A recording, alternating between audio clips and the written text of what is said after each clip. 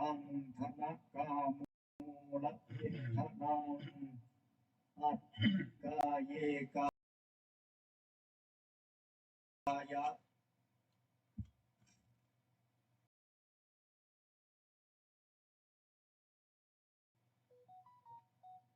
ก็ขอ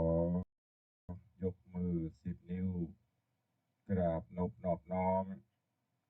อย่างพระเตรัตนเกี่ยวเจ้าตั้ง3 ประการอันมีพระพุทธพระธรรมพระสงฆ์อันเป็นสรณะที่พึ่งที่เคารพนับถืออันสูงสุดในชีวิตกราบคารวะแต่ใต้ไวยสาปารมีธรรมประเดชพระคุณพระมหาเถรานุเถระเจ้าคณะพระสังฆาธิการตำบลสันปะยังอำเภอแม่แตงจังหวัดเชียงใหม่สถานีวิทยุ CM77 วิทยุอินเทอร์เน็ตล้านนาสถานีวิทยุส่วนของคลื่นวิทยุสีขาวปื้อ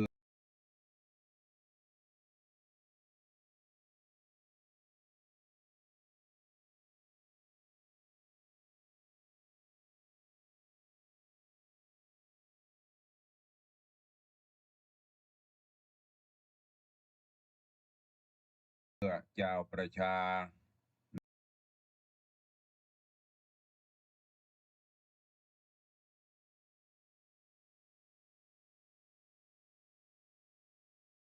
ในเมตตาปารมีของท่านเจ้าอาจารย์พระครูอภิวัฒนวิกรม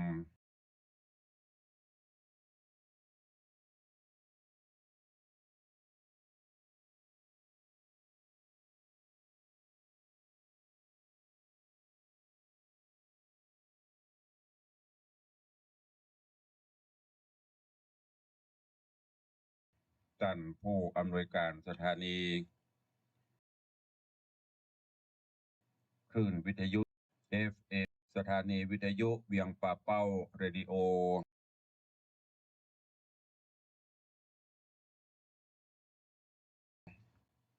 อำเภอเวียงป่าเป้าจังหวัดเชียงรายกระจายเสียงในระบบคลื่นความถี่ FM 90 หรือว่า90.00 เมกะเฮิรตซ์สถานีวิทยุของคณะสงฆ์อำเภอฝางจังหวัดเชียงใหม่กระจายเสียงในระบบคลื่นความถี่ FM 100.25 เมกะเฮิรตซ์สถานีวิทยุมนต์เสียงธรรมวัดบุพารามอำเภอแม่แจ่ม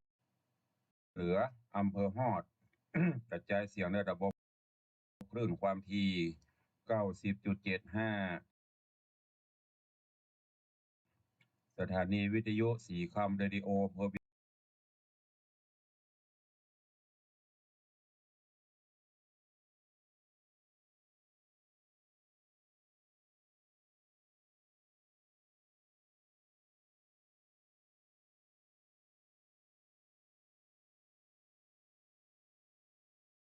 ยงสาจังหวัดน่านกระจายเสียงในระบบคลื่นความถี่ FM 92.2 รามอำเภอแม่แจ่มสถานีวิทยุสีคำเรดิโออำเภอเวียงสาจังหวัดน่านสถานีวิทยุเสียงใสเรดิโออำเภอตาวังผาจังหวัดน่านกระจายเสียงในระบบ FM 100.75 สถานีวิทยุวิทยาลัยสงฆ์นครลำปางวัดบุญยวาสกระจายเสียงในระบบคลื่นความถี่106.50 สถานีวิทยุแดนดินถิ่นล้านนาอำเภอสันป่าตองกระจายเสียงในระบบคลื่นความถี่103.5กดีที่วัดรอยเคราะห์ตำบลจังการเมตตาบารมีของหลวงพ่อธรรมประครูสุวิมลธรรมรักษ์ก็ดี แล้วก็วันนี้หลายๆวัดหลายๆวาก็คงจะเปิดเพราะเป็นวันพระวันที่จะได้ตักตายทางจากหน้าเฟซและเข้าสู่หัวใจของรายการ ก็ขอนิมนต์และเจริญพรทุกท่านเข้าเฝ้าองค์พระผู้มีพระภาคเจ้าในโอกาสวันพระวันศีลกันเหี่ยก่อนเนาะ เชิญทุกท่านเนอะพร้อมกันไหว้พระอิมินาสการเรนะพุทธังอภิปูชยามะอิมินาสการเรนะธัมมังอภิปูชยามะอิมิสังฆามะอะระหังสัมมาสัมพุทโธภควาพุทธังภควันตังอภิวาเทมิอังนามัสสามิสุปฏิปันโนภควโตสาวกสังโฆสังฆังนะมามิอันธรรมยังพุทธัสนะโมตัสสะภะคะวะโตอะระหะโตสัมมาสัมพุทธัสสะนะโมตัสสะภะคะวะโตอะระหะโตสัมมาสัมพุทธัสสะอิติปิโสภะ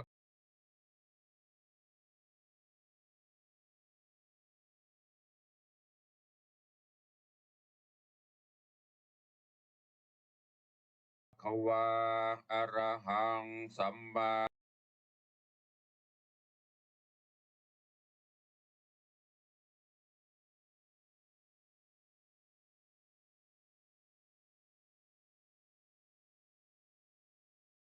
สัมพุทโธวิชชาจารณะสัมปันโนสุข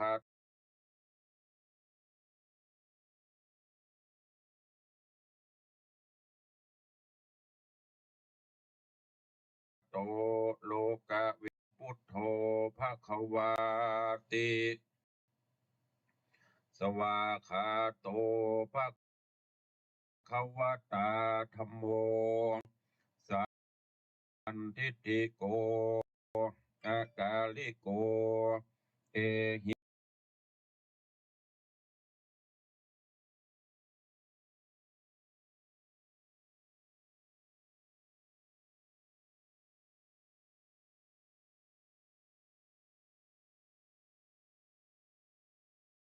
ปัสสิโก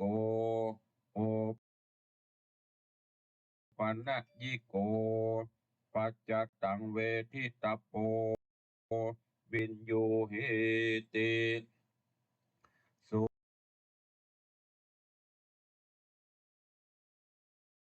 ปฏิปันโนภควโต สาวกสังโฆอุชุปฏิปันโนภะคะวะโตได้ไหว้พระนพธรรมเข้า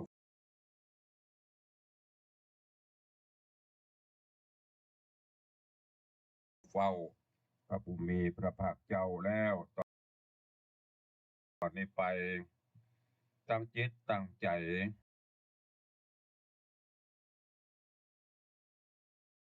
สมทานหับศีล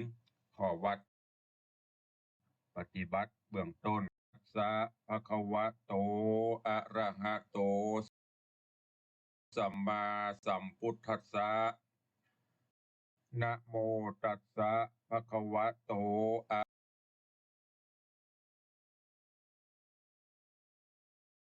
ระหะโตสัมมาสัมพุทธัสสะนะโมตัสสะภะคะวะโตอะระหะโตสัมตุติยัมปิพุ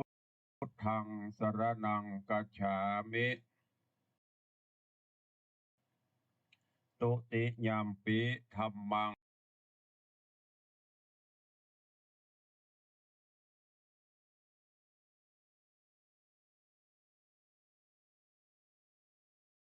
สรณังกัจฉามิตังสรณังกัจฉามิ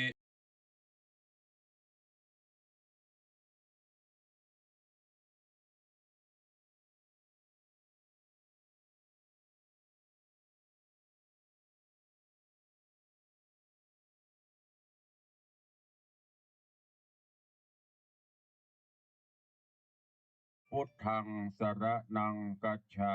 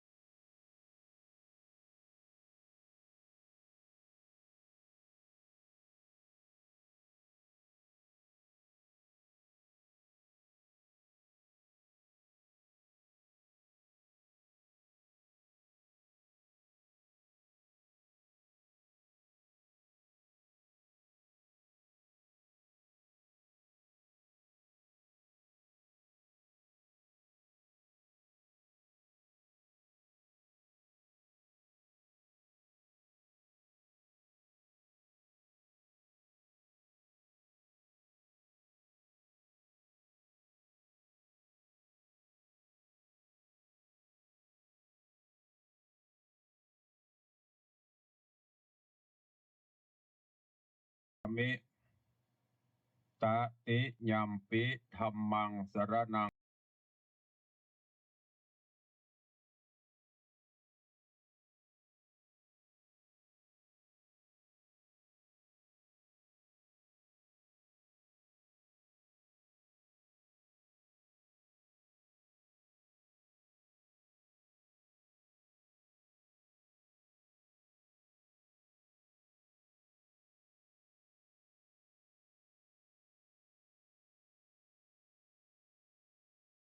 กัจฉามิตติยัมปิสังฆังสรณัง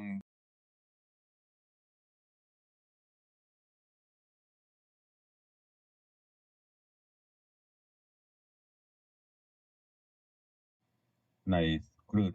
ความถี่ของสถานีวิทยุโดน F ใหม่ครับ ต้องขอสูมาตัวตะกี้มันอ่านไป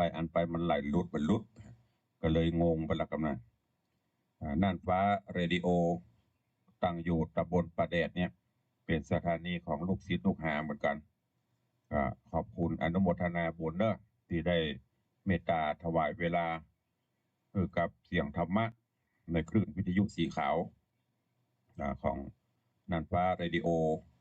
ตั้งอยู่ตำบลประแดดเขานี่ขอบคุณตัววันนี้ญาติโยมทั้งหลายวันพระวันศีลก็บางท่านก็อาจจะไปวัดไปวาบางท่านก็อาจจะกำลังเตรียมตั๋วฟังธรรมจบก็จะไปก่อนอื่นก็ตั้งกายถวายการต้อนรับครูบาอาจารย์ญาติโยมตั้งหน้าเฟซหน้าจอให้ก่อนเนาะเจริญพรคุณโยมจรินทิพย์บุญเลิศ เจริญปอนกราบไหว้สาถวายการต้อนรับท่านเจ้าจารย์พระครูสิริวชิโรภาสอุบามหาสมเพชวชิระเมธีเจ้าอาวาสวัดป่าม่วงสันป่าฝ้ายนิคมอุตสาหกรรมละปูนแต่ว่าต้องกราบขอบพระคุณเมตตาปารมีธรรมแต่ว่าท่านเจ้าจารย์พระครูสิริวชิโรภาสไปปะกันที่งานถวายการมอบอุปกรณ์เครื่องไม้เครื่องมืออุปกรณ์ทางการแพทย์ที่วัดคันธารามตงอ้อในเมตตาของท่านเจ้าจารย์พระมหาบัณฑิตยานะเมธีโอตวานี่ปลื้มปิติในปารมีธรรมของท่านเจ้าตัวปทโธกับเปิ้นตาลหมอบสวานี่รถตู้กู้ภัย2 กัน3 กัน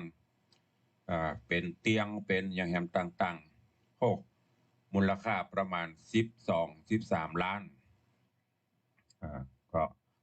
กราบขอบพระคุณกับท่านอาจารย์มหาบัณฑิตตัวเองที่เมตตานิมนต์ไปหูไปหันไปห่วมไปชมบารมีธรรมของเปิ้นตัวตะวาและได้ปะกันถึงท่านอาจารย์พระครูสิริเปิ้นได้โจกออกจากย่ามมาซองสีขาว ร่วมโมทนาบุญสมทบทุนสร้างห้องปลดทุกข์ห้องน้ำห้องสุขาของวัดวังสีคำ1,000 บาทเนอะกราบขอบพระคุณงามๆในเมตตาปารมีของท่านอาจารย์พระครูสิริวชิโรภาสครูบามหาสมเพชตัวเองเปิ้นหอมเฮาตลอดเฮายังบ่ได้หอมเปิ้นเตื้อเปิ้นก็สร้างก็แปลงไปใจเย็นๆเนอะจะเอาปากกันไปหอมกันไปช่วยกันไปช่วยกันมานี่เดี๋ยวมีโอกาสจะได้ไปร่วมโมทนาบุญตัวเองนอกจากนั้นก็เจริญปอนโยมพินันล่าจรันพินันจรันวิยาจันทร์เจริญปอนคุณโยมพิรุณภักดีคุณโยมอัมพลรัตตาเจริญปอนคุณโยมจรันสุธาจะดวนดอยแต้นพระผาหลวงเจริญปอนพี่หมอมัฒนาอัมพันธ์เจริญปอนคุณโยมทองคำที่วงคำโยมปี้อัญชลีคำกิติกราบถวายการต้อนรับหลวงพ่อท่านพระครูสัทธิเจติยารักษ์เจ้าคณะตำบลแม่แฝกใหม่เจ้าวัดเจดีย์แม่ครัว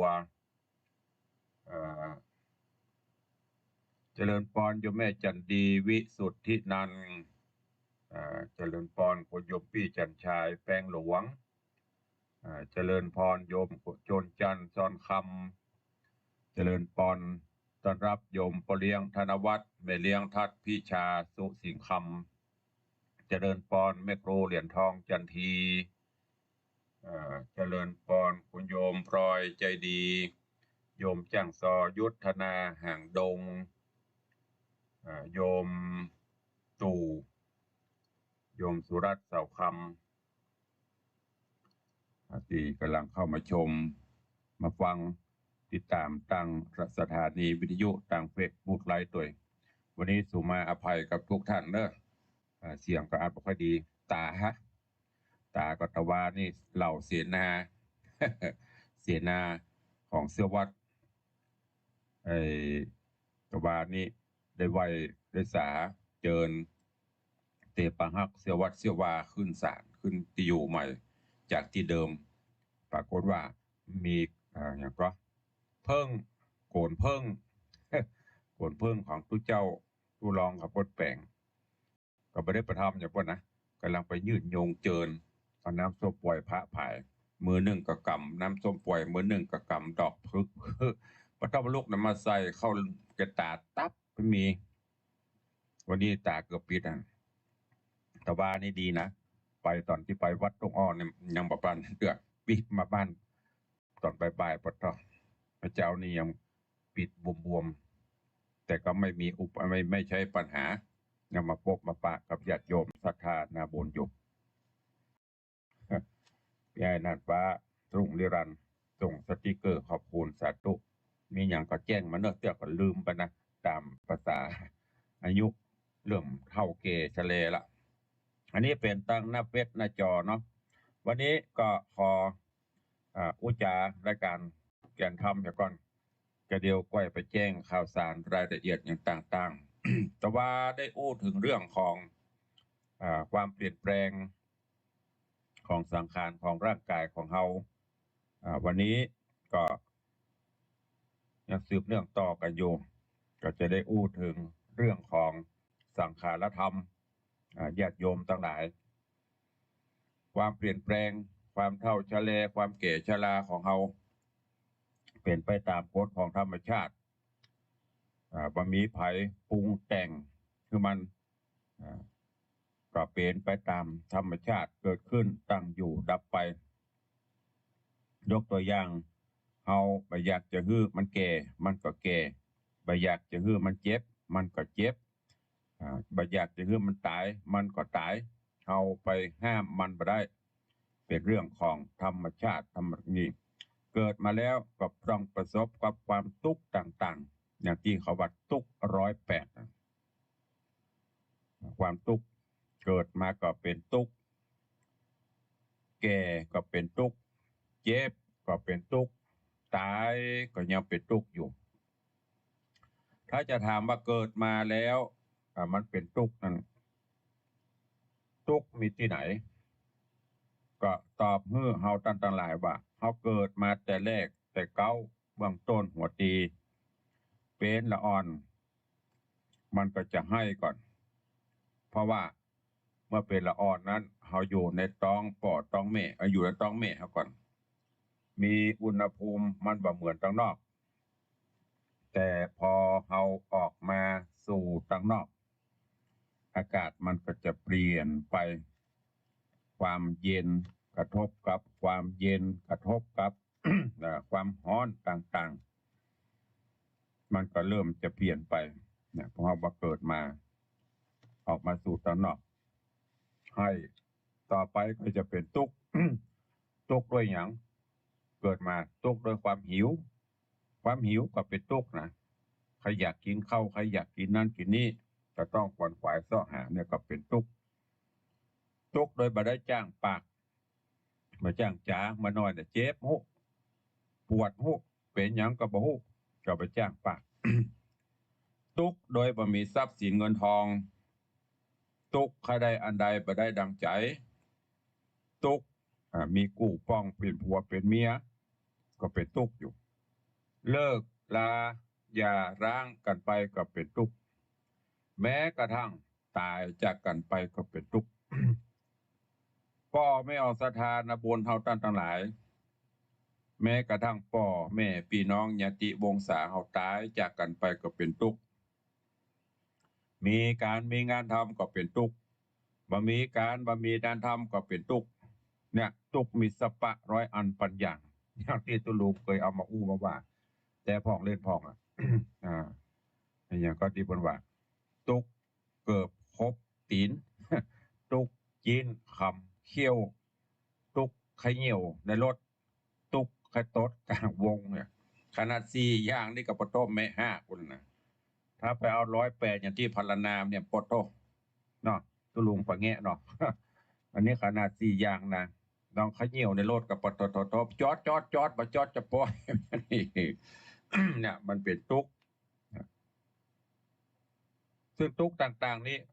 บ่สามารถจะนำมาพรรณนาคือมันหมดมันเสี่ยงได้อันเนี้ยพอออกไม่ออกศรัทธาญาติโยมทั้งหลายทุกข์มีการกับทุกสถานะทุกเพศทุกวัยบอกว่าจะเป็นคนจนบอกว่าจะเป็นคนรวยบอกว่าจะเป็นพระเจ้าพระสงฆ์องค์ไหนก็มี ดังมีตัวอย่างอันหนึ่งเพราะว่ามีเศรษฐีคนหนึ่งแต่ไม่ใช่เศรษฐีบ้านเฮานะ เป็นเศรษฐีอยู่เมืองไกลอยู่เป็นเศรษฐีระดับอินเตอร์ก็คือมหาเศรษฐีอันว่าเศรษฐีคนเนี้ยเพราะเขาว่าคนร่ำคนรวยคนมีเศรษฐีนั้นมันบ่เคยตุกเปิ้นอู้เรื่องตุกมันบ่เชื่อว่าตุกนั่นน่ะเป็นจะได้ว่าตุกน่ะตัวมันดำก็ว่ามันขาวมันสูงก็ว่ามันต่ำภายอุบัติตุกเป็นอย่างอื่นอย่างเป็นอย่างนี้เนี่ยมันถึงบ่เชื่อเศรษฐีคนนี้น่ะอยู่มาวันหนึ่ง เกิดเจ็บเขี้ยวปวดเขี้ยวปวดฟัน กินยาปากใดก็ได้ก็บ่หายเนี้ยจะได้ก็บ่หาย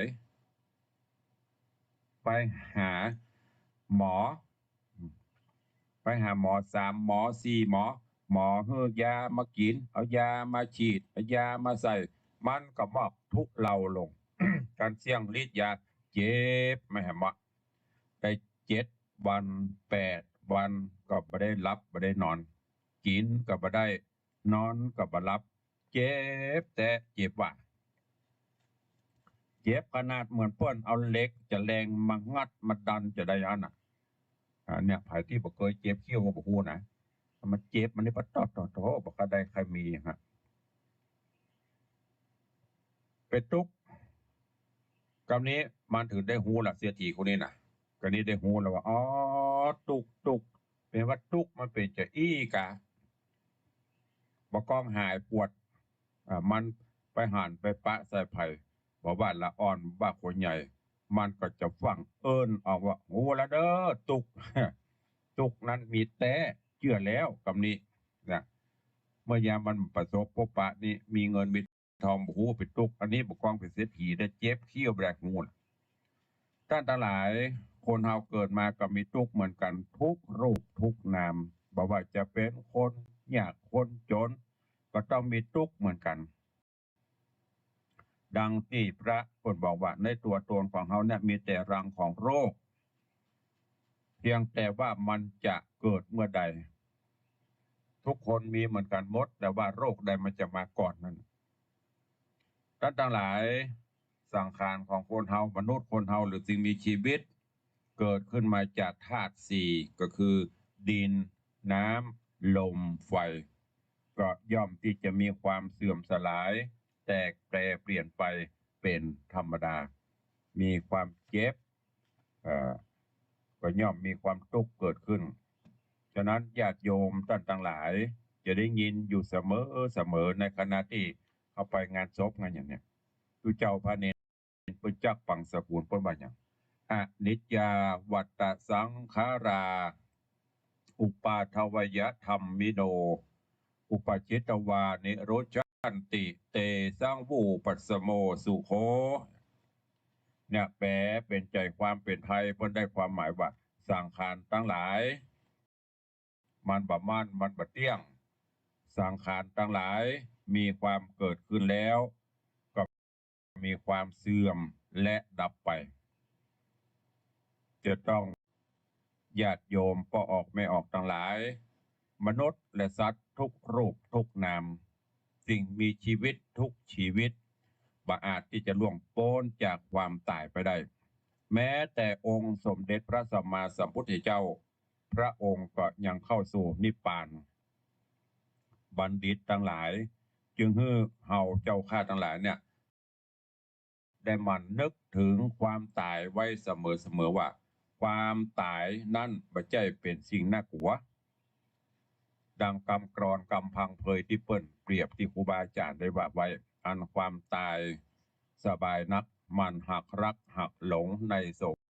สารบรรเทามืดมหันต์อันธการทำให้หายสะดุ้งไม่ยุ่งใจฉะนั้นพอออกไม่ออกศรัทธาญาติโยมทั้งหลายข้อความอันเนี้ย เพื่อมันและนึกถึงความตายไว้เสมอจะได้เอาไว้เป็นคติธรรมสอนจิตสอนใจดังบาลีกล่าวไว้ว่าอะยัมปิโขเมกาโยเอวังภาวีเอวังธัมโม มรณังอนาติโตร่างกายของเฮานี้เกิดขึ้นมาแล้วมีสภาพเป็นอย่างนี้ก็บ่อาจจะล่วงพ้นความตายไปได้ดังนั้นให้นึกให้เตือนจิตเตือนใจเฮาอยู่เสมอนะแล้วเพื่อว่าเฮาจะได้เอาสะกิดใจเอาเตือนจิตเตือนใจบ่ให้กิเลสตัณหาความโลภความโกรธความหลงเปลี่ยนไปในทางที่ชั่วทั้งหลายทั้งปวงก็จะได้ลดน้อยจะได้เบาบางแล้วก็หมดสิ้นไปญาติโยมทั้งหลายวันนี้ เป็นวันพระเป็นวันศีลตัวก็เลยนำธรรมะเล็กๆน้อยๆเอามาฝากมาฝังฮือกับญาติโยมต่างหลายเพื่อที่จะได้นำไปคิดพิจารณาใจในการดำเนินชีวิตประจำวันของเราเพื่อจะได้ฮือกิเลสของเรามันนักก็คือมันน้อยลงมันน้อยก็คือมันนิ่วก็คือมันลายหายไปตั้งจิตตั้งใจเสียสละประโยชน์ส่วนตนเพื่อประโยชน์ส่วนรวมบ่ต้องไปโลภบ่ต้องไปโลภโมโทสันเพิ่นฮ้องว่ามีความสุขอยู่ไปตามน้ำทำไปตามตัวน้ำเพียงใดดอกบัวเพียงอัน หันเปิ้นมีเฮาก็บ่ต้องไปอิจฉาตาฮ้อนเปิ้นหันเปิ้นทุกข์เปิ้นยากได้ก็จะไปดูแคว้นเปิ้นเพราะสถานภาพสถานการณ์ของคนเฮาบุญเฮาบ่เท่ากันเกิดจากการสั่งสมบุญกุศลไปสั่งสมบุญไว้นักบุญกุศลนั้นก็จะตอบสนองก็ได้อยู่ดีมีสุขไปก็ฝากไว้กับบ่ออกไม่ออกศรัทธานะบุญเฮาเจ้าข้าต่างหลายเนอะ ตุลุงไปแงะไปใหญ่สุดจุดแต่ครับตุกบวกตุกก็เป็นตุกกับตุก ทุกคนเกิดมามันมีเหมือนกันนอตุลุงเนาะต้องไปพรรณนาต้องไปโจมมันอะใจชีวิตของเราด้วยความราบรื่นมีศีลมีธรรมตามฐานะหลักฐานของเขาก็จะมีความสุขเนอะก็ฝากไว้เป็นธรรมะในวันพระวันศีลวันนี้ตัวก็อย่างที่เทพบอกไปตาข้างขวาในบทจะปิดละเพราะว่าฤทธิ์ของแมงผึ้ง วันก่อนนั้นก็แตงไม้ปลับปั๊บก็ต้อง ใส่เข้าเกือบบดีแต่ว่าเจอแหมพอมาเนาะเนี่ยอันนี้ก็เหมือนเดียวกันมันเป็นเรื่องของพนห้องอะไรอย่างความทุกข์เกิดอัตราจะปกติที่ใจได้สบายพอมันบวมอย่างขึ้นมากันละรูปริบดูดี ก็ประเมินมันหมดฤทธิ์ไปมันก็หายของมันไปก็เลยได้บรรยายธรรมให้ฟังเนาะในวันนี้ก็มียายเพลินเพื่อนเกษตรเนาะแล้วก็มีหลวงพ่อปะแงะตุลุงปัจจัยชื่อเปิ้นในเฟซตุลุงปะแงะอยู่เวียงปะเป้าแล้วก็โยมปีจัญญาฟองซักโยมเวสกับว่าอย่างนี้ กาบไหว้สาสาธุเจ้าวาสนาเวสวาดกับเวสวาสนาเนาะเดาไปอันน่ะถูกบ่บัวเด้อ เจริญปอนตุปีตาฮักนมัสการครับผมเช่นกันเนอะสวัสดียามเจ้าวันนี้วันพระวันศีลก็มีข่าวฝากประชาสัมพันธ์ตะวันนี้ท่านเจ้าจารย์มหาบดิษฐ์ก็บอกหลวงพ่อขอฝากขอบคุณเทรนเนอร์วันพุธให้จัดรายการในนามของวัดคันธารามตรงอ้อของท่านอาจารย์มหาบัณฑิตก็ขอบคุณทุกท่านทุกภาคส่วนเด้อที่ได้มีส่วนร่วมในการมอบถวายเครื่องมืออุปกรณ์ทางการแพทย์คือกับหน่วยงานตะวันนี้มีโรงพยาบาลมหาราชนครเชียงใหม่โรงพยาบาลห่างดงโรงพยาบาลสันปัตตองรพสตหน่วยงานองค์กรหลายที่มาฮับถวายพระโทมีเป็น5 รถ 5 ลำรถ10 ล้อประกอบถวายก็ได้รับส่วนเมตตาจากทุกภาคส่วนท่านอาจารย์มหาบัณฑิตก็บอกขออนุโมทนาขอบคุณเนอะถวายนี้ถึงดาราศิลปินนักร้องก็มากันหลายงานก็สำเร็จไปแล้วก็ยังจะมีครั้งคราวต่อไปแหมก็เชิญชวนทุกท่านร่วมโมทนาบุญที่วัดคันธารามตรงอ้อด้วยแล้วก็จะไปลืมเนอะงานทำบุญยกยอดชัดงานฉลองสมโพธิเจดีย์และสิ่งก่อสร้างมิตรรักแฟนรายการคลื่นวิทยุสีข่าวเฮาภายใต้การนำของท่านอาจารย์พระครูอภิวัฒนวิกรมและพระมหาเถระครูบาอาจารย์ตึงสองเมืองได้ร่วมกันดำเนินการสรรสร้างสื่อปณิธานครูบาอาจารย์ มาจนกระทั่งบัดนี้ก็เกือบที่จะครบถ้วนสมบูรณ์จึงมีงานกำหนดยกยอดชัดและฉลองปอยหลวงเจดีย์สิ่งก่อสร้างที่ดอยม่อนพระเจ้าสีสองเมืองเนอะพระเจ้าสีสองเมืองเริ่มวันที่18 19 มีนาคมที่จะถึงนี้โดยมีกำหนดการวันอาทิตย์ที่13 มีนาคม 2565 คืน11 ค่ำเดือน 6 เปิดจากการตุง2 อำเภอแล้วก็จะปักตุงปักจ่อตึง2 เมืองถึงฝั่งเชียงตานจ่อตานตุงตลอดวันที่18เมื่อคืนก็จะมีพิธีพุทธาภิเษกเถราภิเษกอบรมสมโภชเหรียญพระเจ้าสีเหรียญเจดีย์สีสองเมืองเหรียญแม่นางแก้วตลอดคืนพระเจ้ามาก่อกวนเข้า2 หม้อละจังหวัดละหม้อแล้วก็วันเสาร์ที่19ก็จะเป็นพิธียกยอดชัดเจดีย์เริ่มตั้งแต่8 โมงไปจนถึง4 โมงเพื่อญาติโยมศรัทธาได้บูชาผ้าต่างๆเข้ามัดเข้าถวายผูกยอดชัดเจดีย์เวลาบ่าย2:39 นาทีแล้วก็18 นาฬิกาอบรมสมโภชจนถึง10 โมงเมื่อคืนสวดเบิกสวดอย่างเซตวันอาทิตย์ที่20 มีนาคมก็เป็นวันแห่หัวกินหัวตาลเนอะแห่หัวตาลถึง2 จังหวัดเนี่ยประมาณ200-300 กว่าหัววัดแห่หัวตาลเข้าไปอันนี้ก็เชิญชวนมวล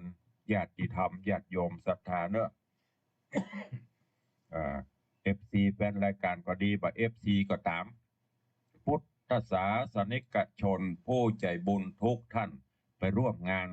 สมโภชปอยหลวงเนี่ยฉลองสมโภชสิ่งก่อสร้างต่างๆที่ม่อนพระเจ้าสีสองเมืองเนอะน้อมเอิญเจิญจวนทุกท่านอย่างที่หลวงพ่อพระครูอภิวัตรประกาศไปนะในช่วงนี้ก็แปลงคดายไผ่จะไปช่วยกับไปผ่านมาแวะช่วยกันไปก็อันเนี้ยพลังความสามัคคีพลังบุญสร้างสรรค์ไว้เพื่อให้เป็นตำนานไปหน้าไปตาเราก็จะได้มีส่วนร่วมเหมือนดาวเปิ้นสร้างหนทางขึ้นดอยสุเทพนะครับโอ้อุ้ยหมอนเขาก็ได้ไปเห็นไหมเขาเป็นหมอนหัวเป็นอะไรอย่างหัวเปิ้นก็จะได้กล่าวขานโอ้นี่สมัยครูบาอันพระครูอภิวัฒนวิกรมนำทีมตึงสถาตยกตยิกาเป็นตำนานจะได้เล่าขานสื่อไปอันนี้ก็ฝากไว้เนอะเชิญชวนทุกท่านร่วมงานโดยพร้อมเพรียงกัน แล้วก็งานพระราชทานเพลิงศพบำเพ็ญกุศลงานพระราชทานเพลิงศพเนอะที่วัดพวกแต้มปอดพระครูปฏิภาณธรรมพิสิทธิ์แต่ก่อนนี่โอ้เป็นจ้างต้องแต้มคนบาบ้านจ้างต้องแต้มประกาศมาเป็นพวกแต้มเป็นยอดชัดเจดีย์หลายวัดเนาะโอ้เป็นร้อยวัดพุกะยอดชัดเจดีย์กาหุ้มต้องจังกูคณิตันเจ้าเป็นผู้ที่มีศิลปะมีฝีไม้ลายมือพร้อมทีมงานหลายวัดคงจะรู้จักก็จะมีงานพระราชทานเพลิงศพ4-5-6เนี่ยที่สุสานหลวงหายาแล้วจากนั้นไปแห่งประมาณอาทิตย์หนึ่งก็พระราชทานเพลิงศพหลวงพ่อท่านพระครูวรยานมงคลอดีตเจ้าคณะอำเภอฮอดเจ้าอาวาสวัดเมืองมางก็ร่วมบุญกุศลด้วยกันพกเข้ามาหางานวัดวังสิงห์คำงานอย่างตุลุงงานเจิญจวนเศรษฐีใจบุญนายทุนใจดีอุบาสกอุบาสิกาผู้ใจกุศลร่วมสร้างห้องปลดทุกข์ห้องน้ำห้องสุขาเป็นห้องปลดทุกข์ซึ่งกำลังอยู่ในระหว่างที่รอแปลนเสร็จก็จะเริ่มลงมือตอนนี้ก็แปลงห้องเก็บของแปลงห้องลดไปก่อนเจอเนอะ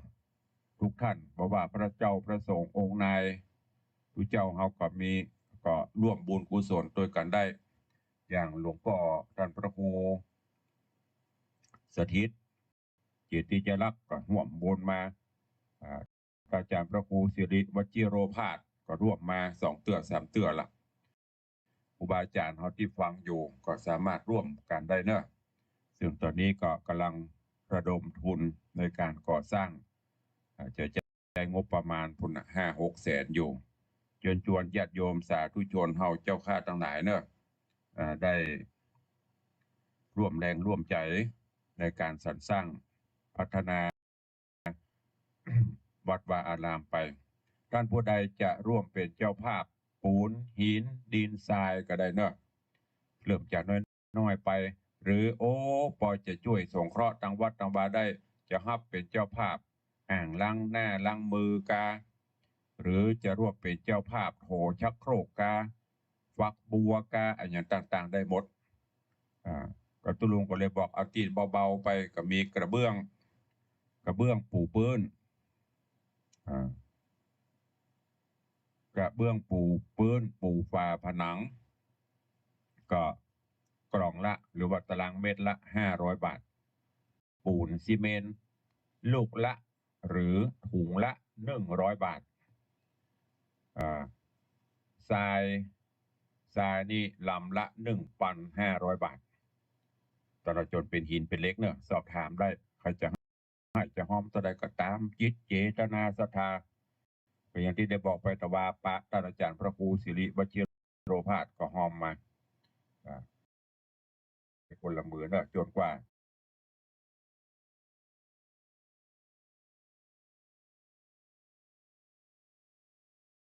วันนี้เหลือเวลาแถมน้อยก็จะได้เปิดหน้าใหม่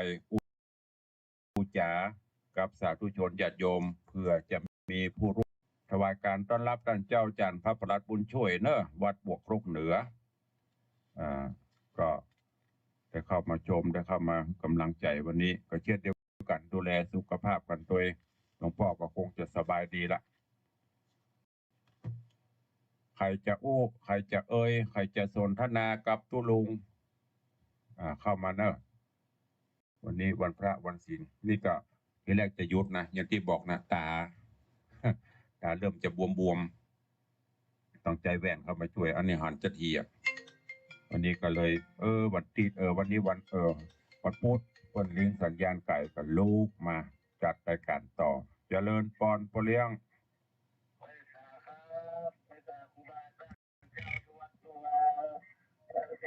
ไปเนอะลูกมีบุญกุศลต่างๆให้ขอบุญกับทุลุงอะไรนะครูนะ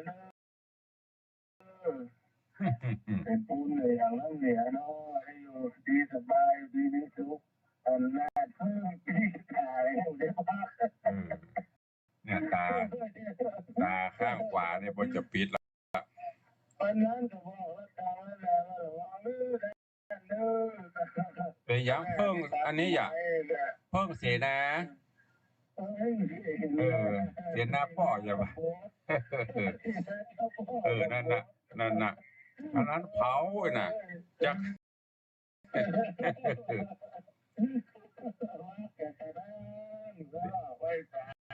ขอบคุณหลายๆเนอะมันเอาจกเอาใจมาเฮ้อแต่ว่าตุเจ้าตุเจ้าว่าอันเพิ่งเข้ารังล่ำจะโรยจะเฮงอีหรอ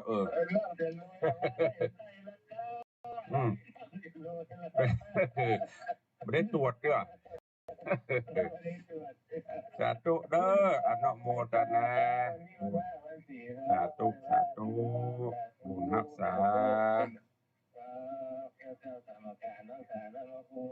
สาธุเจริญพรก็นานประเสริฐว่าไปเลยสวดมนต์เลยค่ะฟังถึงฟังทำเลยมันรู้ระยกติดใจครับยังสังวรครับทุกอนุโมทนาเนอบุญรักษาสาธุ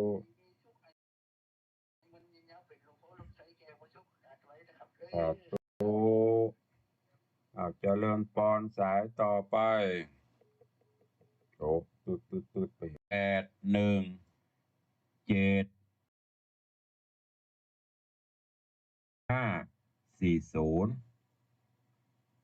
อันแหละวันนี้ตุปีโสพนะเมธีอ่าสปูน้อยหนาวจะลดมอกได้ฮะหนาวจะลดนะถ้าหนาวจิลิตนี่ก็น้อยหน่อยเนาะถ้าหนาวใบหนาวเงานี่กุ้มกับลุม ตุปีเควัดอันสปูง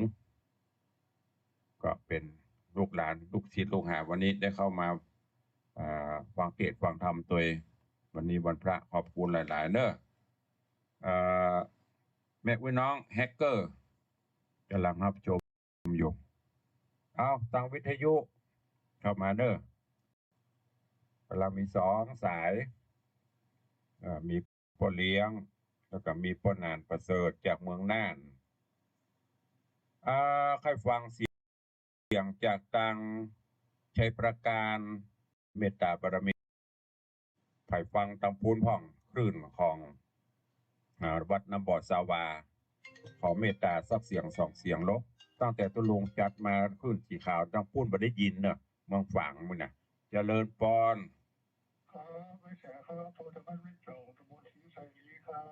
สาธุอนุโมทนาเนอ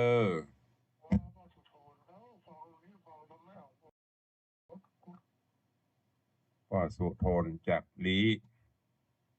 สาธุรุดไปอย่างบันอุสุสกรรมสุมาอภัยสายมันรุดพลักเจริญปอนสาธุจากไหนสาธุเนอเอาสายต่อไป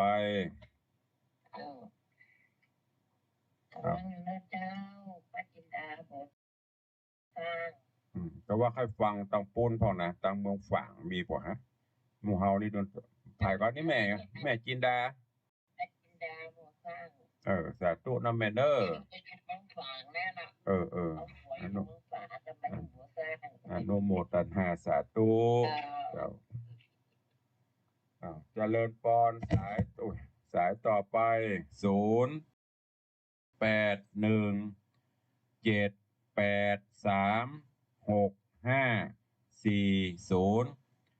ตั้งจอมตองโซนตั้งใต้ตั้งเหนือโซนเมืองฝางใช้ประการเป้าให้ฟังพ่องขอเมตตาเนาะสักสาย2 สายเจริญปอน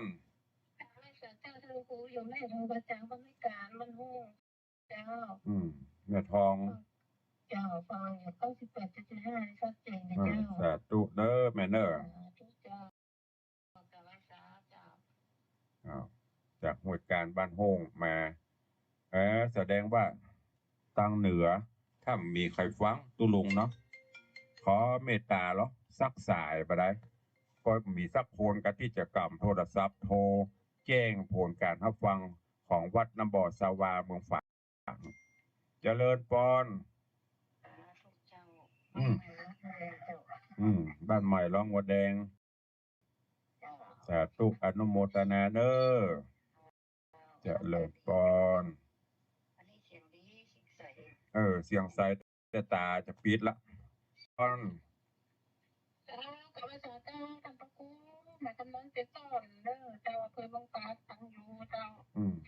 เจซ่อนเมืองปานสาธุเนอ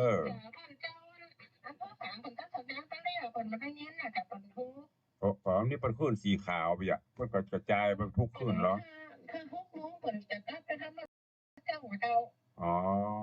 อันของตุลุงไปที่ไหนพ่อผมเลยนี่7 โมงนี่ปัจจัยนะแต่ของตุลุงประเด็นนี้มันมีที่ไหนพ่อที่เป็นลิงจากไปหิน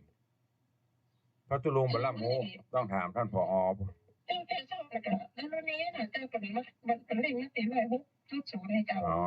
ขอบคุณหลายๆเด้อสาธุแปลว่าบางสถานีเปิ้นก็เอาตึกหันตึกนี่เปิ้นมีเลทเอาเจริญปอน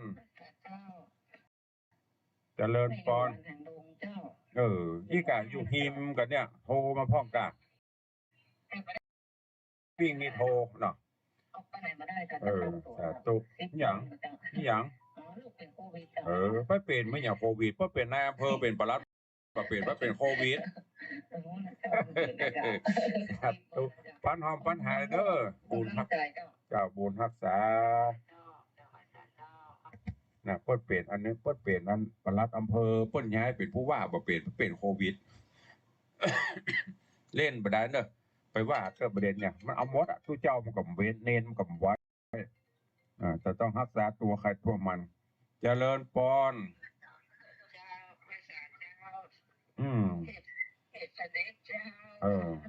เทพเสด็จสาธุอนุโมทนาเด้อปีนี้กำลังบ่ได้กินทุกภาพอยู่กันเนาะ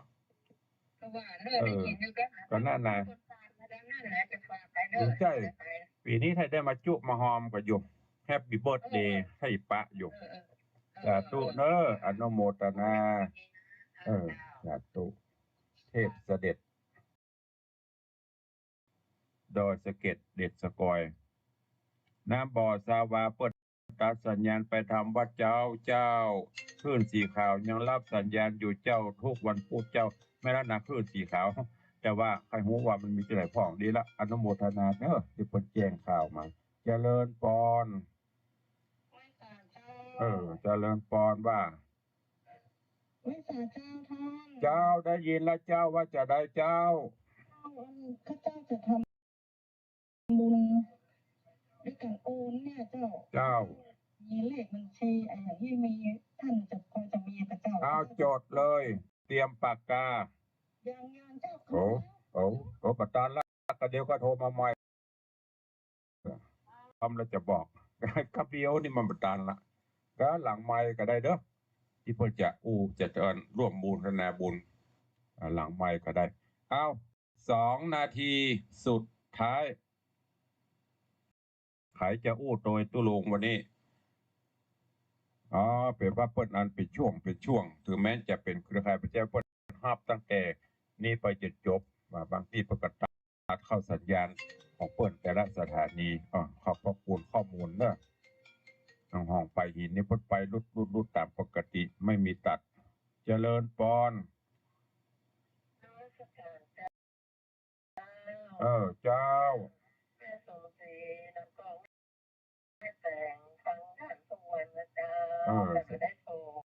ก็ฮัดโทรพ่อก็โทรจ้างก็โทรศัพท์จ้างก็กันนี้ก็ฮัดโทรพ่อเนอะกำลังใจเนอะสาธุอนุโมทนาฟังตื่นวันนะเจ้าแต่ไม่ได้โทรเจ้ากันนี้โทรให้พ่องเนี่ยเพื่อจะก็เป็นคนน้ำซุยเหมือนกันหรอกขนาดตาเพื่อจะปิดนี่นะก็เติ้งหายอยู่ลูกมาเตะ